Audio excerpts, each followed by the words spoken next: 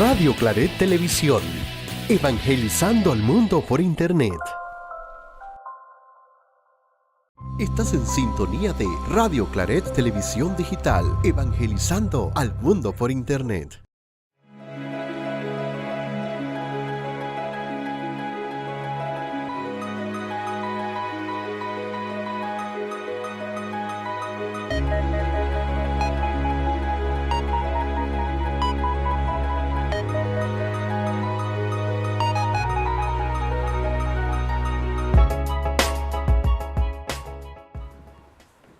Buenas tardes, bienvenidos a su programa Caminos de Encuentro, Diálogos de la Realidad Social. Mucho gusto, les saluda Alberto Agazal del equipo de Fe y Alegría Panamá.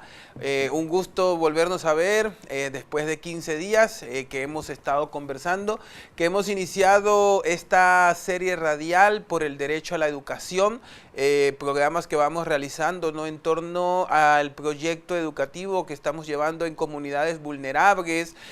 para el acceso a la educación de población panameña en situación vulnerable, pero al mismo tiempo también la importancia, ¿no?, también del acceso a la educación para que no sea interrumpida para la población migrante que se encuentra en Panamá, sobre todo para la niñez y adolescencia migrante que ha llegado a este país por distintas rutas migratorias buscando un nuevo destino, un nuevo sentido en su vida y que al mismo tiempo necesita distintas ofertas educativas que se puedan seguir construyendo. Y Fe y Alegría Panamá desde hace 60 años apuesta a la educación, a la construcción de la educación como fuente de transformación, y seguimos renovando en este proceso. Fe y Alegría Panamá en sus 60 años ha demostrado ser un movimiento de educación popular que tiene impacto en distintas zonas del país y que genera estos tipos de diálogos y de consenso. Recordarles que Caminos de Encuentro se realiza también en alianza con Solidaridad y Misión de los misioneros claretianos y con el apoyo de Radio Claret, y se transmite cada jueves a las 8:30 de la noche por Radio Hogar. Y bien, vamos a hacer un pequeño repaso de lo que hablamos hace 15 días atrás cuando iniciamos esta serie por el derecho a la educación, y es que tuvimos invitado a Yair Velázquez. Él es parte de la Comisión de Educación, Cultura y Deporte de la Asamblea Nacional, del equipo del diputado Javier Brois, que impulsan o desean impulsar un paquete de reformas al sistema educativo. Y con él dialogábamos algunas cuestiones muy puntuales durante los procesos de lo que es el tema y lo que es el contexto educativo. Veíamos la parte, ¿no?, de las pruebas académicas, la desigualdad educativa, la inversión que se da en educación pero que no tiene resultados, o la poca inversión también por parte del Estado para poder generar mejores resultados. También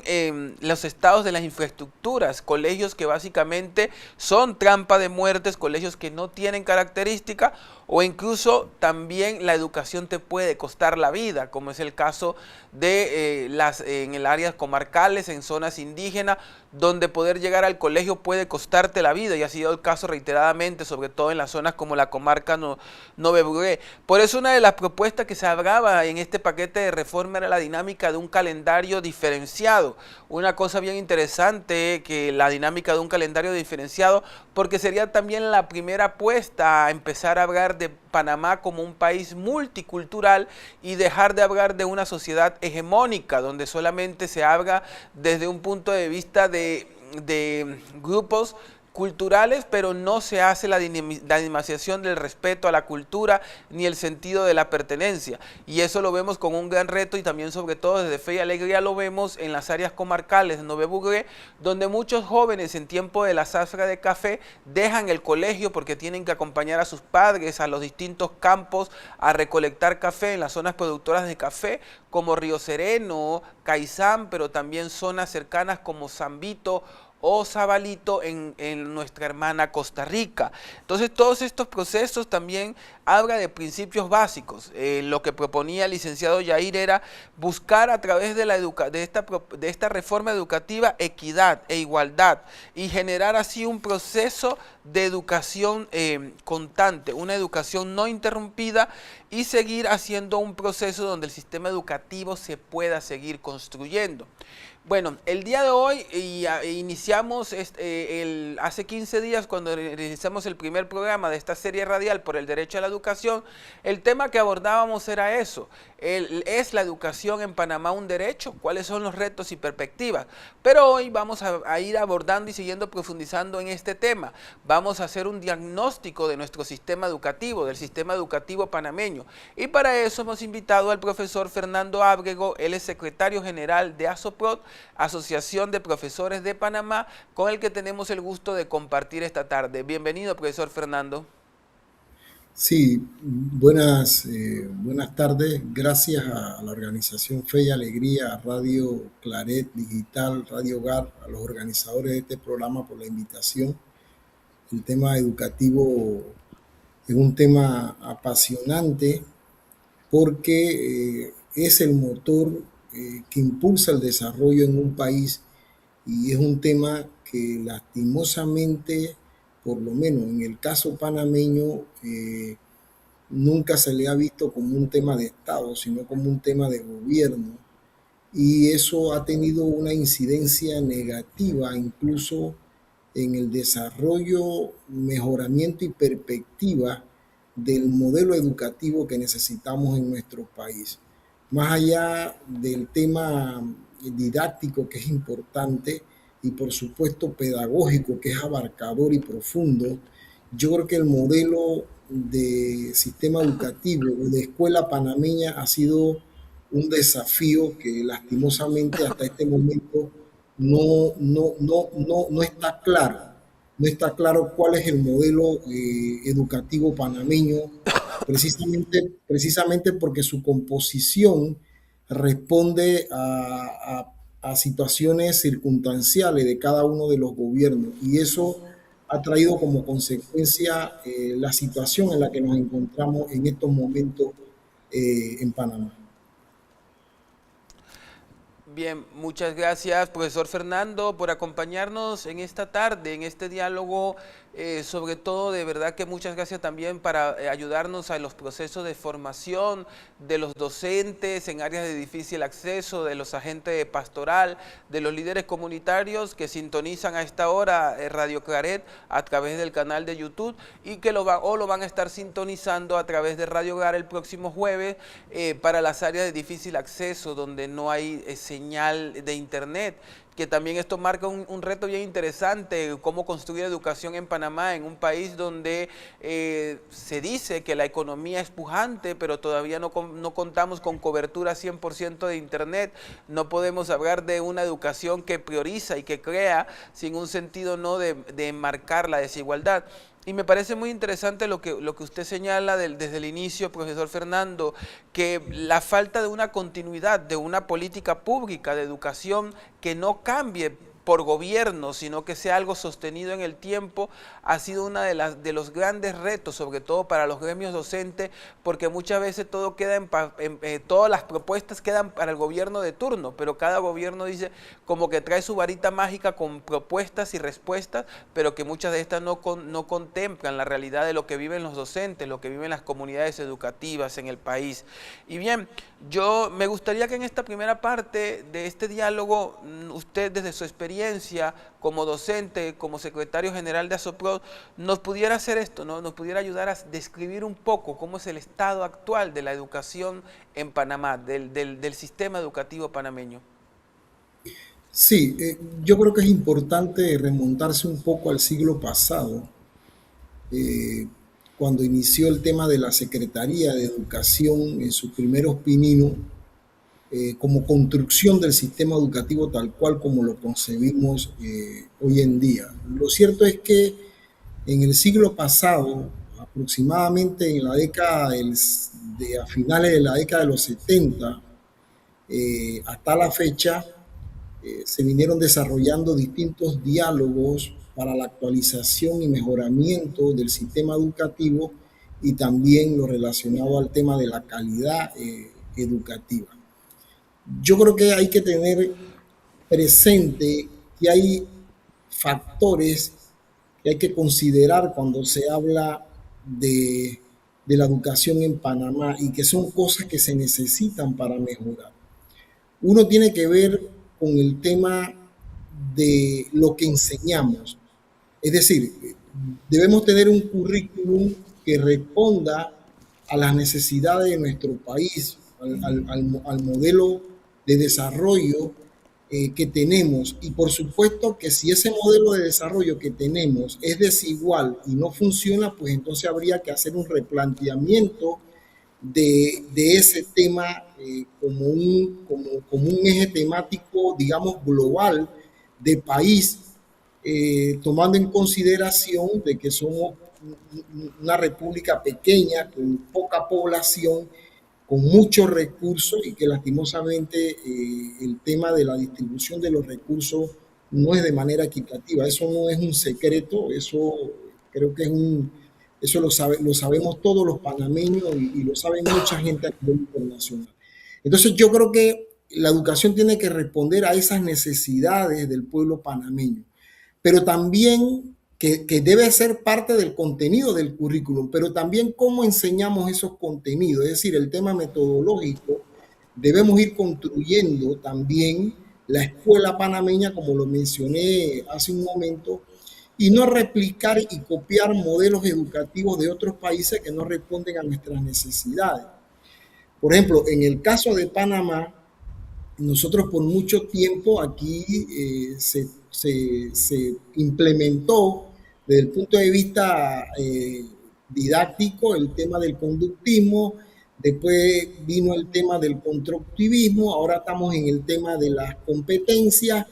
pero realmente la falta de investigación educativa en nuestro país, que debe estar dentro de la inversión que tiene que ser el Ministerio de Educación, lastimosamente es muy poca y no da luces en relación a lo que realmente es importante hacer en materia de contenido, en materia, por ejemplo, metodológica, en materia también, digamos, de capacitación de los docentes, pero también de las condiciones de educabilidad para que ese proceso de enseñanza-aprendizaje se desarrolle de manera pertinente y responda a las necesidades del país, pero también a las necesidades contextuales. Porque coincido con usted en el sentido de que pareciera ser que el sistema educativo panameño está fragmentado desde el punto de vista de la igualdad. Es decir, aquí en la ciudad capital y en las cabeceras de provincia tenemos serios problemas con las condiciones de educabilidad. Ustedes se pueden imaginar en las áreas rurales apartadas, en las áreas comarcales, donde ni siquiera se le puede llamar escuela, bueno, le hemos denominado por mucho tiempo aula o escuela rancho, piso, paredes de paja, de palma, piso de tierra. Es decir, no hay las mínimas condiciones para que nuestros estudiantes en las áreas comarcales, en las áreas apartadas, se le pueda denominar, por ejemplo, condiciones mínimas de educabilidad. Y eso es un tema de vieja data que incide de manera negativa en el mejoramiento no solamente de la calidad de lo que se enseña, sino también tiene un efecto, digamos, negativo en el sentido de lograr que el estudiante permanezca en el aula, que el estudiante permanezca en los centros educativos y que no se dé lo que conocemos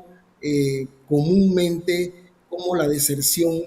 escolar. Porque la deserción escolar en este país se manifiesta de distintas maneras. Una es por el tema económico de la familia, que se agrava cuando la familia de bajos recursos tienen varios hijos.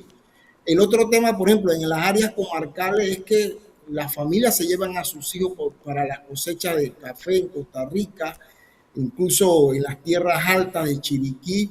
porque esa es una manera de subsistencia. Entonces, el tema educativo no lo podemos ver como un tema aislado, fuera del análisis social que viven las comunidades. Y también el tema, por ejemplo, del riesgo que implica las pésimas condiciones de caminos de acceso para ir a los centros educativos, tanto del primer nivel de enseñanza, que es la básica general, como el segundo nivel de enseñanza, que es la media. Otro tema también de la no continuidad en el sistema educativo panameño es que la propia Ley Orgánica de Educación establece que que la educación es gratuita en todos los niveles, pero te dice que es obligatoria solamente en el primer nivel de enseñanza, es decir, hasta noveno grado. Y una de las situaciones que se ha planteado en lo que usted mencionó hace poco en la Comisión de Educación, Cultura y Deporte, en la que la Asociación de Profesores de la República de Panamá participó, es precisamente de que el Estado tiene la obligación de que que el primer y segundo nivel de enseñanza, incluso universitario, sea obligatorio. Y eso implica una intervención directa del Estado en garantizarle a la juventud de este país que efectivamente el tema educativo debe ser el norte y el motor del desarrollo, no solamente desde el punto de vista económico, sino también desde el punto de vista personal. Y yo creo que eso es muy importante que lo tengamos presente en este tipo de análisis sobre la educación. Vale, muy importante lo que usted nos señala en esta parte, ¿no? En esta primera, cómo se describiría el estado actual de la educación en Panamá. Y sobre todo, creo que haciendo un análisis desde lo micro, desde lo más pequeño a lo macro, lo más grande, ¿no? Lo primero es la realidad constante de lo que viven las personas en lo cotidiano y viven las personas en sus comunidades, viven las personas en sus espacios, comunidades que no tienen agua. Bueno, ante esto siempre lo hablamos aquí en el programa, en estos espacios y estos diálogos, comunidades que no tienen agua, comunidades que carecen de servicios básicos, salud, infraestructuras, pero realmente sí, cuando lo llevas a una parte transversal y como usted lo dice, profesor Fernando, en su exposición, ¿no? Va generando una estructura que limita el acceso a la educación, porque tienes que garantizar la vida diaria y a medida que la desigualdad sigue creciendo en el país, sigue golpeando a la población panameña, ciertamente tienes que decidir entre estudiar o ir a trabajar, y eso es uno de los elementos que vemos mucho, ¿no? Y creo que eso es una de las partes muy interesantes de lo que la educación como derecho formal, como obligación, ¿no? De ir, solamente es hasta la etapa de tercer año, la parte de premedia, primaria y premedia, pero luego la parte media, allí no hay un seguimiento, no hay una mirada profunda del Estado. También, ciertamente, una república muy pequeña, pero con un gran porcentaje de desigualdad. Entonces, eso genera sobre todo la necesidad desde una mirada real de cómo el sistema educativo se fortalece. Y ahí viene la parte, ¿no? De la inversión en educación, en investigación, en infraestructura, en darle a los docentes. Una de las narrativas y que se ha visto en los últimos años y que se vio también el año pasado, lo vimos muy reiteradamente cuando fue la lucha por el tema de la ley que se creó, la ley de reformas a la Caja de Seguro Social, era básicamente las narrativas, sobre todo en esta época de influencer y de todas estas personas que construyen narrativas en las redes sociales, básicamente era culpar a los docentes de la diserción escolar. Pues, básicamente el docente tiene que resolver la desigualdad en la comunidad, pero no es una respuesta integral del Estado. Entonces, echarle la culpa al docente de que hay diserción escolar no es contemplar una mirada macro, una mirada transversal, es desconocer la realidad cotidiana. Y ciertamente en estos procesos de acompañamiento pedagógicos que hacemos desde Fe y Alegría, en áreas como Cerrotoe, que ahora que vamos a empezar en el Instituto Agroforestal en Darién, que hacemos cotidianamente también con los niños, niñas y adolescentes que están en el programa educativo que tenemos Tejiendo Amaneceres, nos damos realmente cuenta de esto, ¿no? Los docentes tratan y buscan la manera de poder generar apoyo la manera de generar estructuras, pero no hay muchas condiciones básicas y cada vez se precariza más la vida de la sociedad panameña. También a los docentes del Colegio Monseñor Romero en el área de Las Garzas, que también acompañamos, que tienen todo un enfoque muy interesante del tema de educación especial a través de los programas que ofrece el IPE. Pero a pesar de toda esta estructura todavía se carece de algo, y ciertamente se carece de algo, se carece de verdad, y creo como usted lo ha ido señalando, se carece de una falta de una política pública de educación, pero que sea lineal, que sobreviva a los gobiernos, que no sea de momento de cada 5 años, sino que sea una apuesta a una transformación. Y en cierta forma, ¿no? También nuestro mismo modelo de desarrollo económico, basado en un tema transitista por el tema del Canal de Panamá, ahora el tema de la cuestión de la minería como inversión al país, pero que no generan impactos. De cierta forma, durante mucho tiempo, desde la parte gubernamental se quiso enfocar el sistema educativo para que sirviera ese proceso de formación para sostener este modelo económico logístico, de servicio, de tránsito. Pero ciertamente vamos viendo con el tiempo de que a medida que la tecnología va avanzando, de que ya no es necesario contratar tantas personas para llevar una empresa, para responder a un servicio logístico, un servicio un servicio múltiple para el tema, ciertamente mucha población va quedando desempleada, y a medida que la población y a medida también que el reflejo de ser profesional de una persona que es profesional, que fue a la escuela, que a través de la educación formal tuvo una movilidad social, es algo que realmente ya no tiene un impacto. Y hace poco veía una publicación de un diario, y pido disculpas, lo voy a buscar antes de que se acabe el programa, pero decía que Panamá es uno de los países de Latinoamérica donde hay más frustración laboral, donde los profesionales se sienten que realmente los años que invierten en educación no se reflejan en una calidad de vida y no se reflejan en una igualdad salarial. Entonces todos estos aspectos, ¿no? Si vamos viendo, ¿no? De lo micro a lo macro, generalmente genera un reto para el docente, para mantener a los estudiantes allí, para que haya un interés formal de educarse, que también ya no solamente es la motivación, sino también enfrentarse a infraestructuras carentes, a todo un tema, ¿no? También de la misma forma de cómo se ha politizado la educación, y no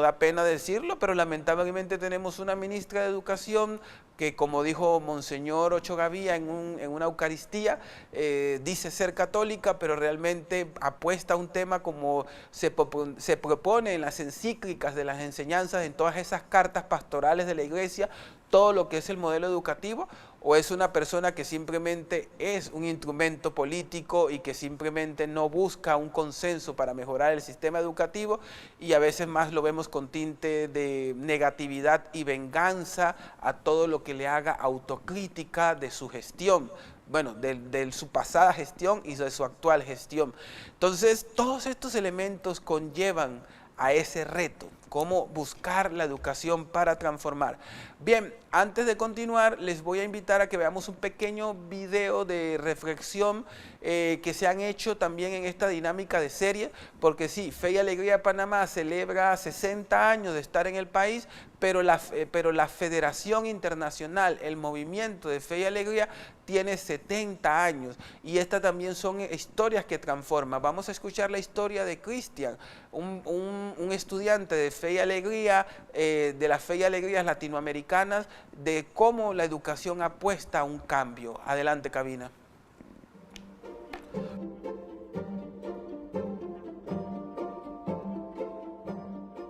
Quiero devolverte este cuaderno. Me sirvió mucho. Aquí están las historias que escribíamos cuando veíamos clases. ¿Alguna de estas historias se hizo realidad? Más de una. De hecho, con esta nos nominaron a premios del teatro infantil. Guarda este cuaderno. Atrás tiene historias, pero adelante toma notas de clase. Fe y Alegría me abrió las puertas al mundo. y me hizo creer que podíamos salir adelante.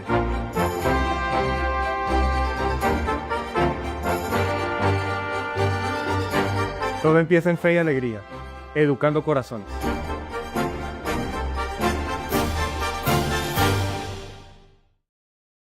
Fe y Alegría, educando corazones. En sus 70 años, la historia de Cristian, un joven que fue alumno de los múltiples colegios que tienen Fe y Alegría en Latinoamérica y que su sueño desde niño era ser escritor y guionista, y lo logró a través de estos procesos formales, de este trabajo en equipo que se hace entre docentes, entre organizaciones que creen en la educación y que le hacen frente a todo este tema de la desigualdad. Y antes de continuar la conversación con el profesor Fernando, vamos a leer algunos saludos que tenemos aquí de Dixie. Buenas tardes. Está Hidalgo reportando sintonía, que también es parte del equipo de Fe y Alegría. Jackie, que también nos envía bendecida tarde. Milvia, buenas tardes. Luis Gordón también nos envía saludos, y también José Sánchez, que nos envía buenas tardes, tema muy puntual y excelente realmente. Y si tienen preguntas que quieran hacer llegar, la pueden escribir a través de los comentarios del YouTube, o también la pueden ir haciendo llegar a través de del WhatsApp o los distintos grupos que tenemos para animar y seguir animando estos procesos formativos. Y bien, profesor, hemos ido abordando, ¿no?, este actual de la educación del sistema educativo panameño, viendo, ¿no?, el tema de las distintas crisis que se vive el sistema educativo. Entonces, yo le preguntaría, ¿no?, en esta parte de este diálogo, ¿no?, ¿qué otros desafíos aparte están viendo ustedes en los últimos años de los que ya hemos hablado, pero qué otros desafíos tienen ustedes para seguir educando y sobre todo para seguir construyendo una comunidad educativa, ¿no?, un sistema educativo fuerte? Yo creo que es importante tener presente lo que dije al inicio, de que el tema educativo debe ser un tema de Estado, con una planificación, con una organización en todos los quehaceres educativos. Eso le permite al maestro y al profesor, indistintamente en la escuela o colegio en que se encuentre, sentido de pertenencia a un sistema, a una actividad, a una labor como es el proceso de enseñanza-aprendizaje, que es complejo, y hacer el trabajo de mejor manera. Esto lo menciono ¿por qué? Porque el maestro y el profesor prácticamente nos hemos convertido en administradores de currículum, es decir, nosotros no enseñamos temas que no estén dentro del programa que establece el Ministerio de Educación. A nosotros nos preocupa que incluso los contenidos que estén dentro del programa deben responder a situaciones muy concretas, por ejemplo, a temas que tienen que ver con las necesidades nacionales, pero también que generen un apego cultural, un apego histórico, un apego a la idiosincrasia de nuestro pueblo, de nuestras comunidades, de nuestros grupos étnicos, a nuestra naturaleza, una pertenencia, por ejemplo, a la, digamos, a la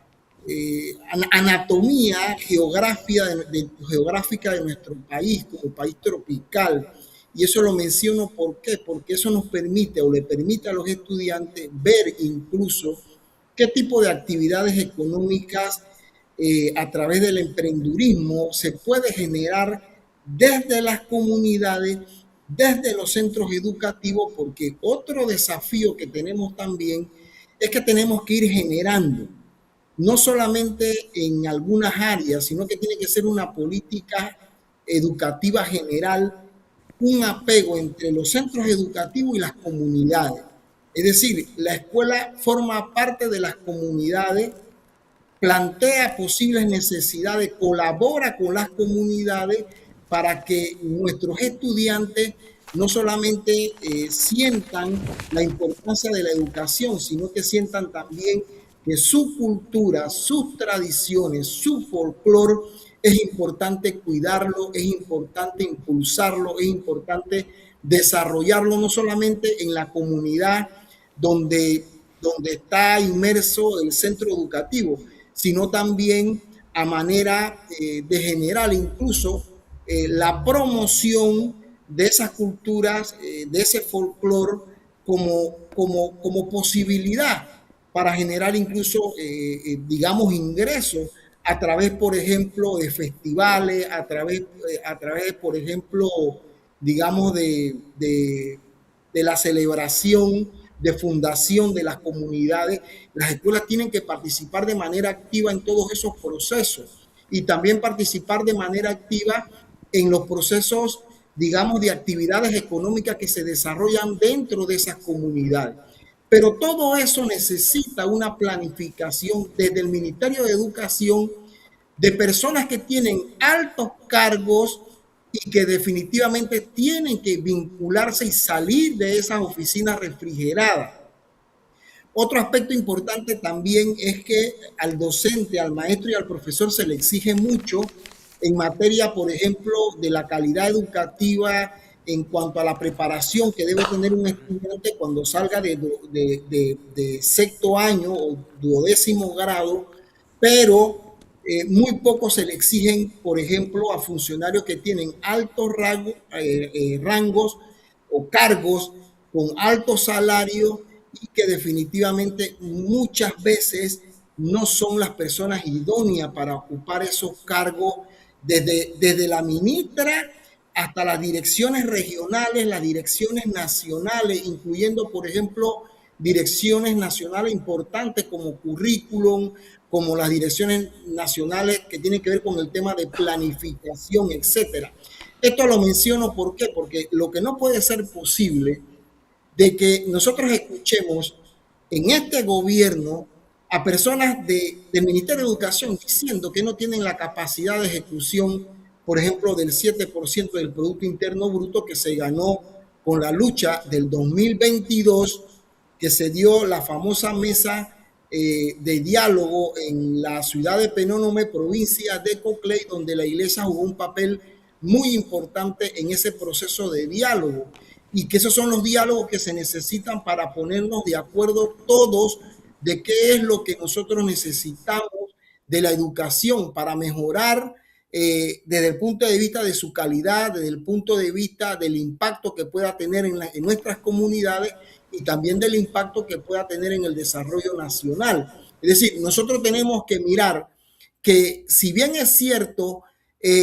los estudiantes deben formarse para el tema de un trabajo, hay que formar a nuestros estudiantes también para la vida, para que sean mejores ciudadanos. Pero eso solo se construye cuando entre todos, por ejemplo, podamos discutir cuál es el contenido que nosotros queremos, cuál es el ciudadano que nosotros necesitamos, hombres y mujeres. Es decir, eso es importante tenerlo claro, porque mientras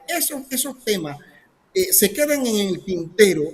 porque aquí, por ejemplo, la profesora, y voy a rescatar a la compañera Eliana Golcher, que ya no nos acompaña,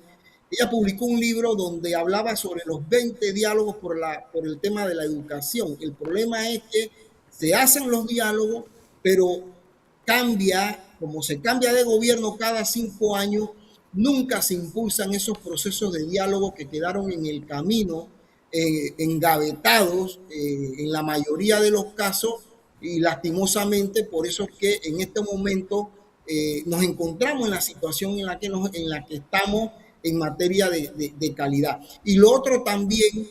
que hay que desmitificar un poco es la narrativa de hacerle creer a la comunidad educativa que dándole computadoras a nuestros estudiantes vamos a resolver el tema de la calidad educativa. Miren, usted mencionó antes el tema del corregimiento de las garzas. En las garzas hay muchas escuelas que no tienen agua potable. Hay escuelas cercanas, aquí mismo en la ciudad capital, en Arraiján, en Capira, que no son comunidades apartadas de la ciudad capital, donde las escuelas no tienen ni energía eléctrica, no tienen agua potable, y esas son condiciones mínimas para impulsar un proceso de enseñanza-aprendizaje. Entonces, realmente, muchos de los recursos no se invierten en las necesidades prioritarias que necesita el sistema, como por ejemplo tener unas escuelas dignas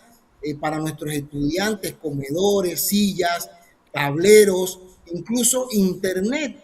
Equipar, por ejemplo, los laboratorios de informática para enseñarle a nuestros estudiantes, más que darle una computadora, cómo se utilizan las redes sociales, cómo se utilizan las fuentes bibliográficas, cómo se investiga. Y eso se da dentro del laboratorio de informática y que tiene sus contenidos en los distintos niveles dentro del primer y segundo nivel de enseñanza, es decir, la básica, general y la media. Entonces, estas son cuestiones que son importantes tenerlas claras, como por ejemplo también el tema de que aquí no hay un estudio, por ejemplo, en el sentido de la calificación y la evaluación de los aprendizajes. Y cuando hablo un estudio me refiero a algo completo que establezca cuáles son las razones, por ejemplo, de que un estudiante en primaria, cuando pasa a primer año, pues iniciando la premedia, que forma parte también de la educación básica general, persiste el fracaso en asignaturas como español, como matemática, como ciencias naturales. Claro, es que hay un desfase desde el punto de vista de la calificación. En primaria el estudiante se promedia de manera global, es decir, tiene fracaso en matemáticas, tiene fracaso en español, tiene fracaso en ciencias naturales, pero en las otras asignaturas el estudiante tiene 4,5, entre otras notas, y se le saca el promedio global, pasa para primer año, pero esas asignaturas en las que él se quedó persiste. Entonces, el Ministerio de Educación no tiene programas dirigidos, por ejemplo, a atender esas necesidades en verano, que pueden ser tutorías dirigidas específicamente al conocimiento de las ciencias naturales, al conocimiento del español y al conocimiento de las matemáticas. Entonces, mientras no haya un porcentaje del presupuesto dirigido a la investigación educativa que permita dar luces, cómo atender estos problemas que tiene el sistema educativo, cómo poder resolver los nudos que tenemos en el proceso de enseñanza-aprendizaje, creo que vamos a seguir dando tumbos, y más porque todo lo que hace, reitero, el gobierno anterior, el gobierno vigente desecha todo lo que hizo el gobierno anterior, y el gobierno que viene hace lo mismo, porque definitivamente no tenemos un compromiso serio y responsable con el tema educativo, sino es que se plantean programas, se plantean reformas al sistema educativo desde la perspectiva de quienes nos gobiernan y no en función de la discusión de las comunidades educativas, de lo que nosotros, miren, las comunidades educativas, los padres de familia, incluyendo a los estudiantes, tienen mucho que aportar en cuanto a contenido, en cuanto, por ejemplo, a actividades que se pueden realizar en las comunidades conjuntamente con las escuelas y colegios. Y nosotros hemos dicho también que habría que retomar en algunos puntos del país el tema de los internados, pero para eso es necesaria una planificación en cuanto a las personas que se van a quedar dentro de esos internados, para evitar que nuestros niños de área de difícil acceso caminen horas y horas para llegar a su centro educativo. Cuando llegan a su centro educativo, resulta ser que no hay comedor y resulta ser que estos estudiantes llegan prácticamente desde el punto de vista físico agotados y mentalmente también preocupados del regreso a sus hogares, y ese regreso y esa ida a los centros educativos implica también peligro, que ya hemos visto la cantidad de estudiantes que ha perdido la vida cruzando ríos, cruzando senderos peligrosos, y también docentes, que sería un interesante estudio poder establecer desde el punto de vista de la estadística cuántos docentes han perdido la vida por la falta de caminos de acceso dignos para llegar, por ejemplo, a los centros educativos donde han sido nombrados, y cuántos estudiantes, por ejemplo, tienen dificultad para seguir sus estudios precisamente porque la educación media no le brinda, o el Estado no le brinda el acceso a la educación media, porque en sus comunidades solamente tienen hasta el primer nivel de enseñanza, es decir, todo lo que es primaria hasta 9º grado. Y por eso que es importante que la educación sea obligatoria en todos los niveles, porque el Estado tiene que comprometerse con el tema educativo y apostar al tema educativo. que es fundamental para el desarrollo del país, pero también para la construcción del ciudadano que queremos. Bien, vamos haciéndonos y en esa dinámica, y creo que son retos, yo creo que una de las cosas también que uno suele ver y que desde mi experiencia en mi papel de animador comunitario en Fe y Alegría es esta parte de la articulación estatal, cómo cuesta poder articular con el Estado, porque en cierta forma sí es cierta, las personas que están en la toma de decisiones no son personas que le dan continuidad, sino que son personas que están allí puestas para cumplir un periodo de 5 años. Yo me reía hoy en la mañana porque estaba en la dinámica también que conllevo y que acompaño en las comunidades de la cuenca del río Pacora. Le estamos dando un seguimiento a un tema con el Ministerio de Ambiente y que es muy interesante que hemos logrado con él poder articular algún proceso para salvaguardar la cuenca del río Pacora, pero con otras instituciones como el municipio incluso el Ministerio de Vivienda, es como que no les interesa, es como que nosotros no tenemos ningún papel en el tema ambiental y ciertamente que si trasladamos esta misma frustración al tema educativo debe ser mucho más fuerte todo este esquema. Bien, antes de continuar vamos a ir a una pequeña intercambio musical y luego vamos a ya dedicar los últimos minutos del programa, ¿no?, para un proceso de reflexión y cierre en este proceso de este diagnóstico educativo. Adelante, cabina.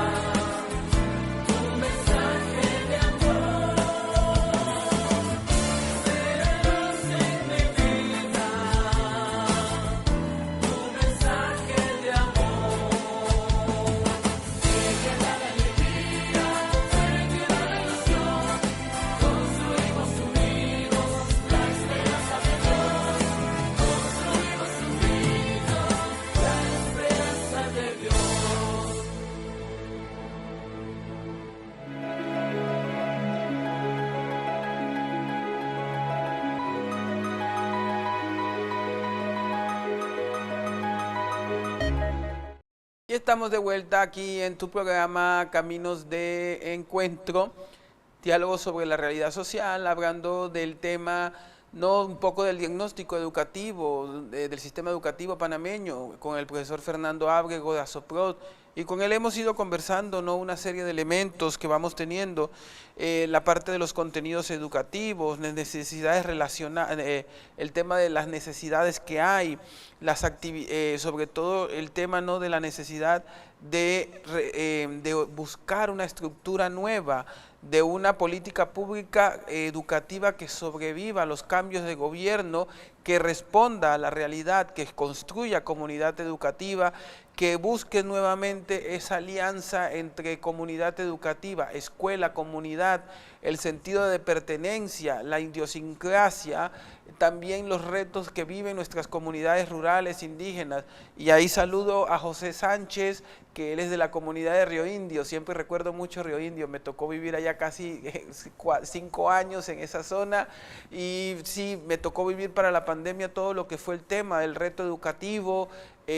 sobre todo algo que usted dijo muy sensato, ¿no, profesor? Que dándole computadoras a la gente no se resuelve la calidad educativa, y es que ciertamente recuerdo mucho cuando en este momento se tomó el tema de la educación virtual, pero ¿cómo se da educación virtual en una zona donde no hay internet? Y bueno, todos los esquemas, docentes que de verdad tomaron una decisión arriesgada de quedarse en las comunidades para seguir educando,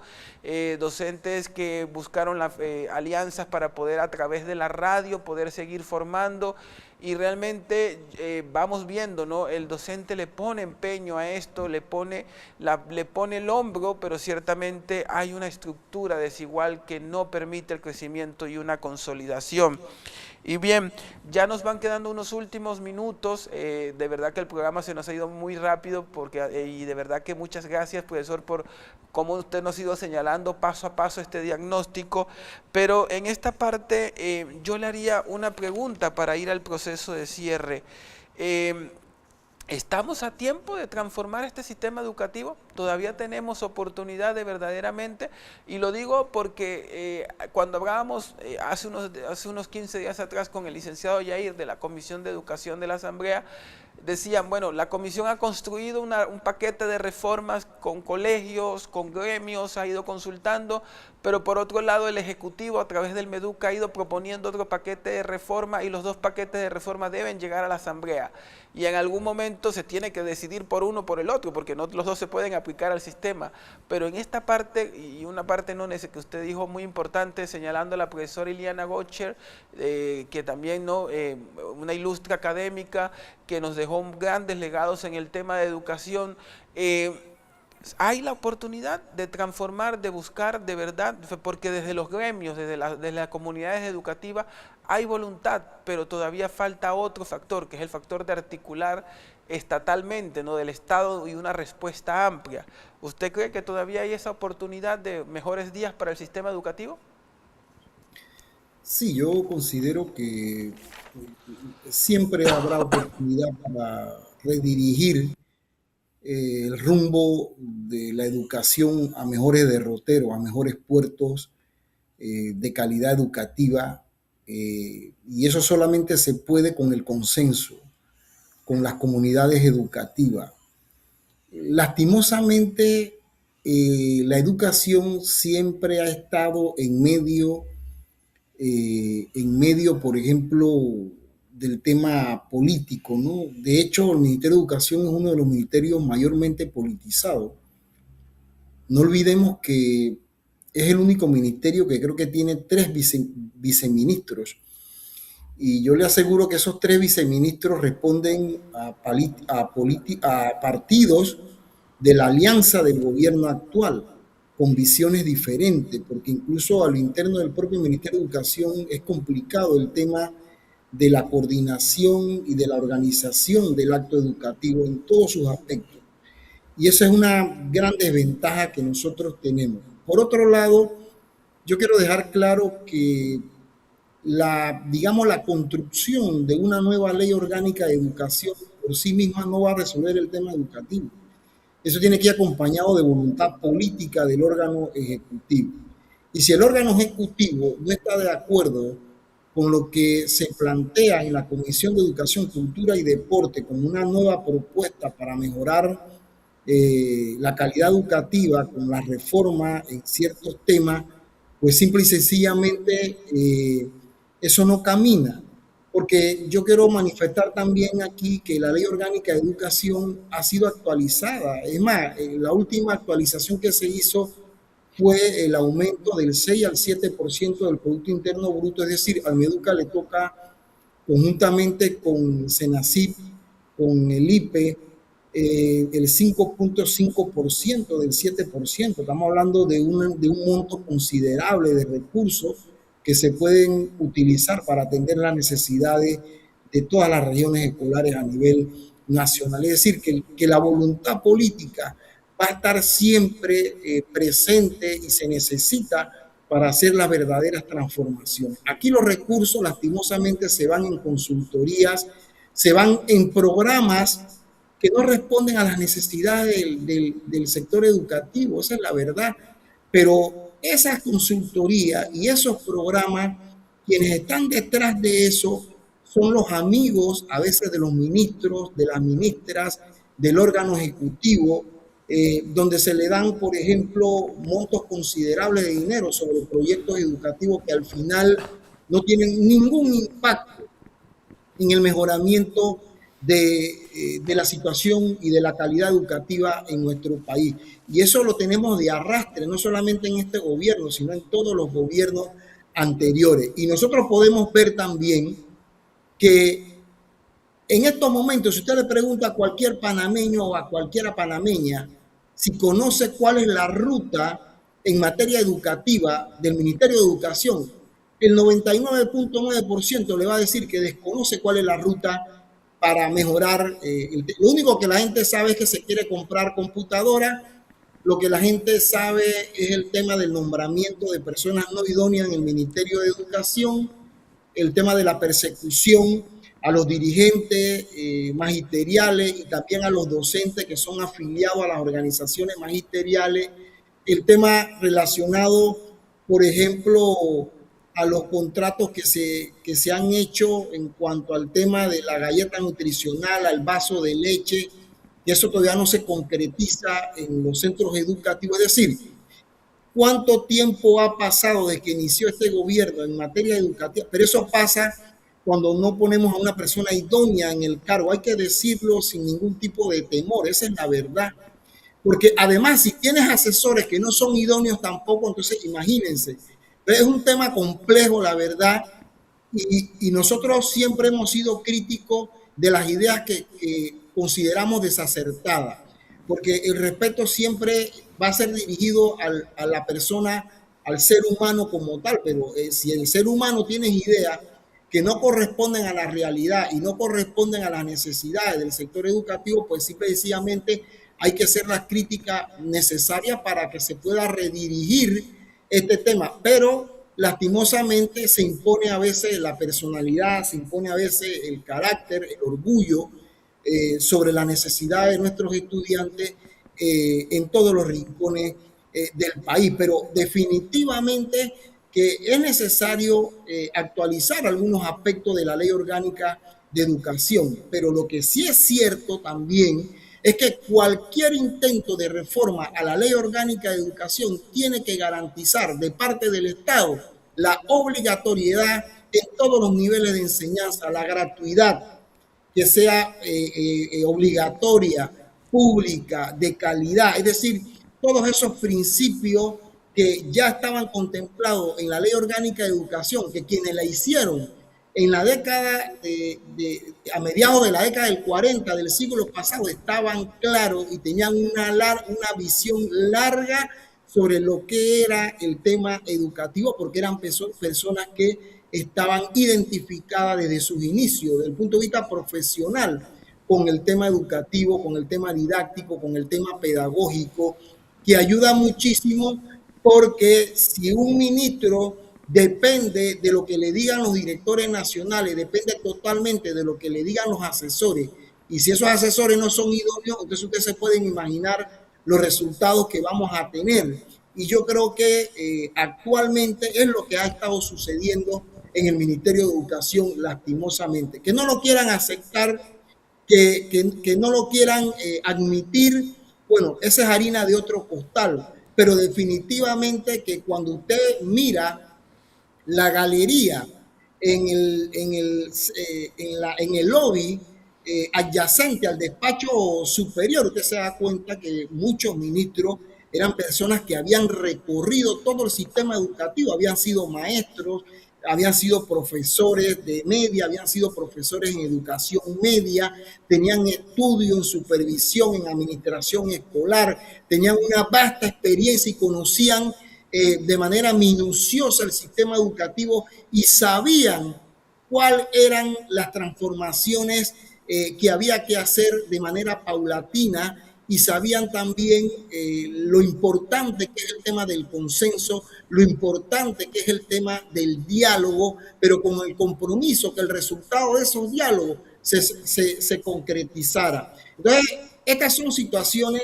que todavía adolecemos en nuestro país, lastimosamente, pero yo creo que no podemos perder la esperanza, porque la esperanza y la fe es fundamental para poder seguir adelante y seguir construyendo con lo que tengamos a mano. Y yo sé que dentro de las comunidades, dentro de las escuelas donde están los maestros y los profesores, y también la responsabilidad de las autoridades locales, las autoridades regionales y el Ministerio de Educación, yo creo que entre todos podemos darle un giro importante al sistema educativo, que no signifique para nada el tema de la privatización, porque todos aquí sabemos que lo que se privatiza no necesariamente rendirá,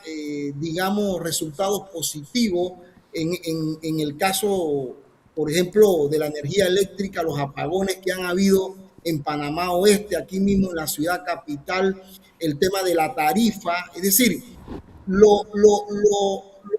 el tema de lo público y lo privado es relativo, y el tema, por ejemplo, del agua potable, el tema, por ejemplo, de la educación, como el tema de la salud, son responsabilidades sine qua non del Estado, que lo tiene que seguir brindando a la población panameña, que somos, al final de cuentas, el pueblo panameño son los verdaderos dueños de todos los recursos del Estado panameño, y la voz del pueblo y de las comunidades hay que escucharlas. Y yo quiero terminar por lo menos con lo siguiente. Recientemente se hizo un rediseño curricular donde se metió, por ejemplo, el tema de hablar en el contenido de la minería. Si bien es cierto, ahí no habla de que se tiene que hablar a favor o en contra, yo me pregunto por qué meten el tema precisamente en el contexto donde hay una situación álgida entre las comunidades aledañas al tema minero, las organizaciones sociales versus el gobierno anterior y también con el gobierno actual. Entonces agarran el tema educativo para politizar un tema, y eso no puede ser. Cuando las comunidades han sido defensoras de su territorio, defensoras, por ejemplo, del agua, que es tan importante para la vida, ni el cobre ni el oro se beben, se toman, y más porque la mayoría de estos contratos con estas empresas transnacionales son leoninas y que van en contra de los intereses del pueblo panameño, pero además el pueblo tiene el derecho de opinar cuál es el modelo de desarrollo y cuáles son las actividades económicas más convenientes a nuestro país, más convenientes a las comunidades en función de las necesidades de la gente. Entonces aquí no se puede tener una política de desplazamiento permanente cuando las autoridades consideren que las comunidades tienen que irse de los lugares por el famoso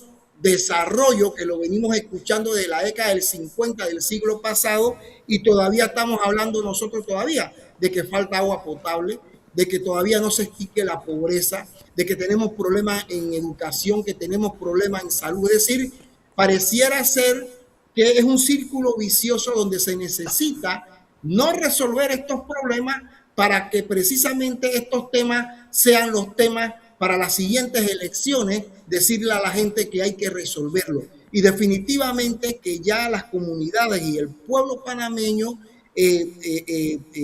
está cansada de este tema de política, y nos parece a nosotros que la educación debe mejorarse es para mejorar las condiciones de nuestras comunidades y para construir el ciudadano que queremos, que sea crítico, reflexivo, analítico, que tenga conocimientos para el trabajo, pero también que lo formemos para la vida, para que sea un ciudadano del que nosotros, entre todos, podamos sentir de que va a impulsar el desarrollo de nuestro país y que el tema de la riqueza se van a distribuir de manera equitativa y no solamente para algunos grupos, donde algunos ministerios responden a los intereses de esos grupos económicos que son los que al final de cuentas impulsan las campañas políticas de los gobiernos que están en el poder dirigiendo el Estado panameño. Bien, muchas gracias, profesor Fernando, por acompañarnos en esta tarde y ayudarnos a hacer este diagnóstico del sistema educativo en esta serie radial que vamos construyendo aquí en Caminos de Encuentro, diálogo de la realidad, sobre la realidad social, y en este tema, ¿no?, esta serie radial sobre el derecho a la educación. Un gusto compartir con usted, y creo que yo cierro solo el programa con una frase, y creo que siempre me gusta, y la escuché mucho cuando estuve viviendo en Coclé, de una educadora panameña, Carmen Conte, que decía: hay que formar a las fuerzas vivas de la nación, y creo que hacia allá vamos apostando en esta construcción de un sistema educativo que de verdad nos forme para seguir construyendo un país, pero con un país con equidad, un país con pleno derecho, y que no tengamos que enfrentarnos a esta estructura de desigualdad. Bueno, queridos radioescuchas, los que nos sintonizan por Radio Claret, nos vemos dentro de 15 días en este programa Camino de Encuentros. Un gusto, profesor Fernando, por acompañarnos en esta tarde. Gracias. También siempre sea bienvenido a este programa, y si nos quiere seguir, nos pueden seguir en Fe y Alegría Panamá, nos pueden buscar así en Instagram. También a los que nos siguen en los grupos de WhatsApp, vamos a seguir haciendo esta dinámica de escucha para seguir construyendo esta serie radial sobre el derecho a la educación en Panamá. Que tengan una excelente tarde y nos vemos dentro de 15 días. Saludos.